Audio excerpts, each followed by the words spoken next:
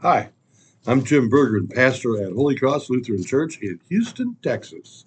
This is the sermon for the third Sunday of Easter based on John 21, 1 through 14. Here's your sign. As we say in the South, bless his heart. Don't play chess with John the Revelator. He doesn't have an end game. It'll go on forever. John simply cannot do endings well. There's always more that he wants to say. He finishes his first letter and then adds an 8-verse epilogue with one last bit of advice. Little children, keep yourselves from idols. His second and third letters to the church are finished, and then he adds that I sure would love to write a whole lot more, but I'd rather speak to you face to face. He finishes Revelation and then adds a 14-verse epilogue with warnings and benedictions. In the last verses of his gospel in John 20, now Jesus did many other signs in the presence of the disciples, which are not written in this book, but these are written so that you may believe that Jesus is the Christ, the Son of God, and that believing you may have life in his name, period. Amen. The end. Oh, yeah. P.S. Here's a fish story I just have to tell you about. The beloved disciples can't stop telling us about how wonderful it is to be loved by Jesus, to be with him. It wasn't easy being a disciple. 3 years of walking all over the countryside, and then your beloved teacher gets himself killed by dangerously powerful and vindictive elites. Slammed with the double whammy of terror and grief, you get 2 days to process a death before it becomes moot with a resurrection, which is frankly mind boggling. Even if the outcome is overall good, we're still talking immeasurably post traumatic stress.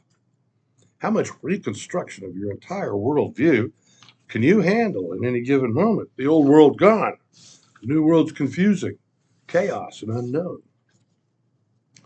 The disciples need a strategic withdrawal, never say retreat, to a known comfort zone, the soothing rocking of the waves, the safety of being out of range of arrows and spears, the motherly odor of the sea, the muscle memory of throwing nets, the manageable hopes and disappointments of the outcome of the catch. And then a stranger shows up on the shore, hollering at him, trying to tell him how to fish.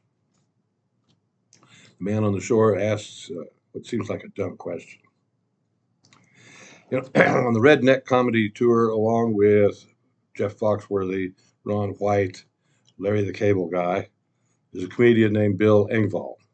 His stock and trade has to do with dumb questions that have obvious answers, followed by snappy rejoinders and a punchline. Here's your sign. Presumably, the line is to warn other people about you. Is that all y'all's piano? Nope. It's a coffee table with buck teeth. Here's your sign. Grandma died. She was 104. I'm sad. How'd she die? Hey, she's 104. She wrecked her Harley during bike week. Okay? Here's your sign. You walking your dog? No, I was out here walking this here leash, and that animal just now crashed into it.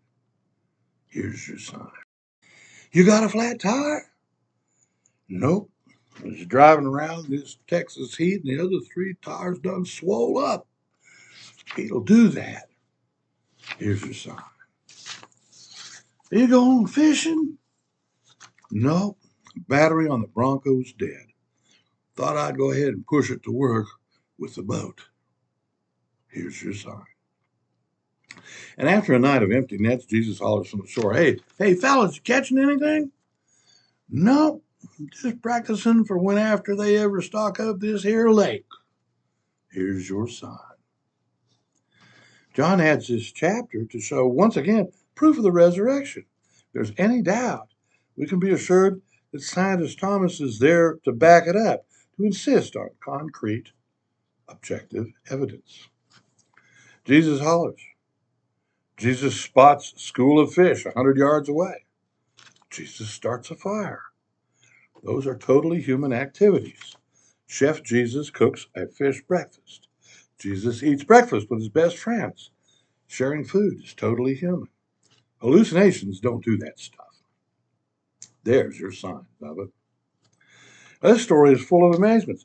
Peter is vindicated in several ways. Following Thomas's lead, Peter decides to get most of the disciples back out into the world.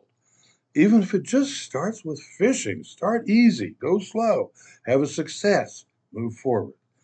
When John identifies Jesus from the boat, Peter throws on proper clothing to meet the master and jumps out of the boat.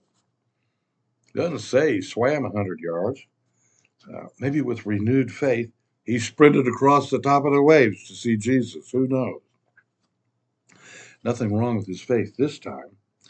In the last section of the chapter, Peter professes his love for Jesus 3 times, which effectively neutralizes his 3 denials of Jesus during Jesus' trial.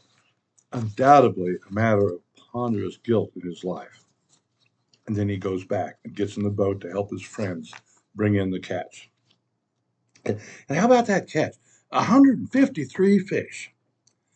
Numerologists have had a heyday with that number. Like it is the sum of all the numbers between 1 and 17. And 17 is 10, the number of completion, plus 7, the number of perfection.